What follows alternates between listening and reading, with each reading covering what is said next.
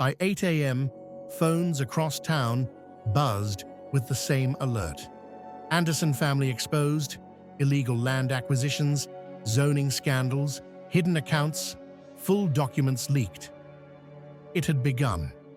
At the Smith estate, Jasmine stood outside in the driveway, the morning sun glowing against her skin like a spotlight. Her phone was silent now. Everyone had seen the files. The truth was no longer a secret. It was ammunition. Inside the house, James and Felicia stared at the television.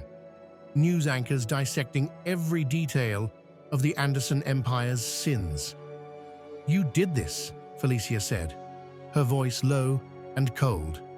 Jasmine walked in through the door. "I did what you were too afraid to do." Terence stood near the window, phone in hand. "They'll come for you." Jasmine's chin lifted. "Let them." At the Anderson estate, Stan flipped the dining table. Papers flew, glasses shattered. Blanca gasped. "You told me we were untouchable," he shouted.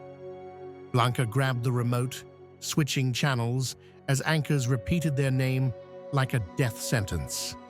Big Ben stood at the edge of the room, hands shaking, heart pounding. For the first time in decades, he felt powerless. Luna walked in and calmly poured herself a glass of water. Everyone turned to her. "You knew," Stan snapped. "Didn't you?" She sipped her water.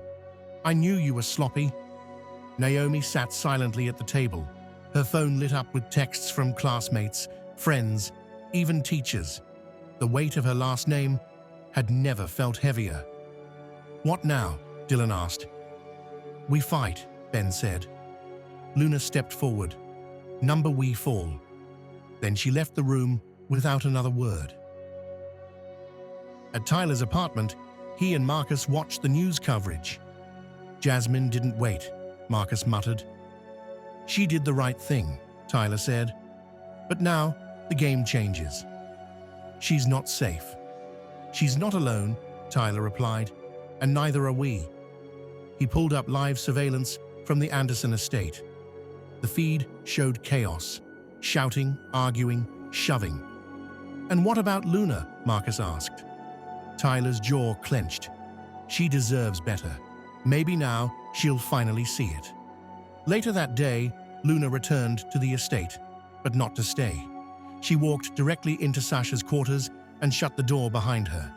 Sasha stood frozen. "Is it true?" Luna asked. Sasha swallowed hard. "Yes." "You and my father?" "Yes." "The child is his." Luna sat down. "I'm not surprised, but I needed to hear it." Sasha approached slowly. "He never wanted anyone to know." "And you listened," Luna said. "Why?" "Because I loved him," Sasha admitted. "Once." Luna stared at the wall, emotion building in her throat. "Do you know what this will do to my family?" "Yes," Sasha said quietly. "But your family already broke itself." Elsewhere, at the Miller estate, Anthony sat with Amari, KJ, and their sister Brielle. They had received the leaked files too, and they knew this was the moment they'd been waiting for. "This is our opening," Amari said. "We move on those investments.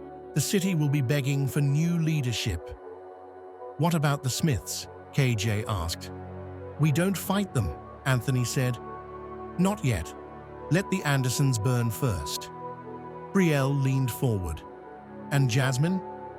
Anthony looked at his phone, her name glowing on the screen.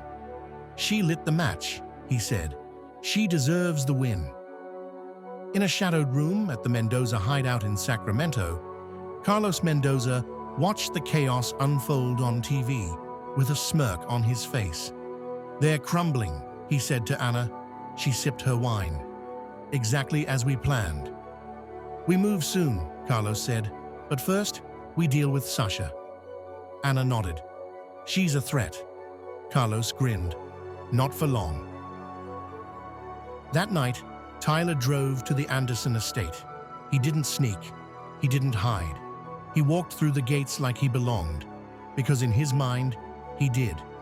Luna met him in the backyard. "I leaked the files," Tyler said. "I know. I exposed your family." "I know." He stepped closer. "Do you hate me?" Luna looked up at him. "No, I love you." Tyler's face softened.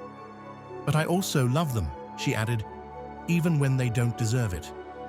Tyler pulled something from his pocket, a ring box. Luna's eyes widened. "Tyler, I don't want revenge anymore," he said. "I want you, but I won't lie again." He opened the box.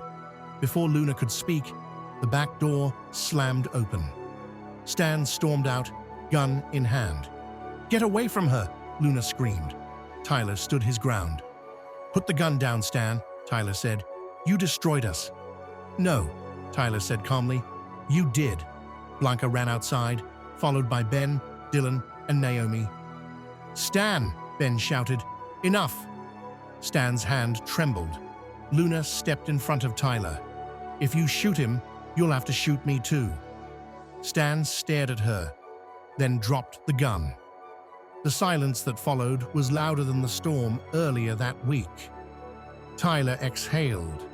He took Luna's hand and slid the ring onto her finger.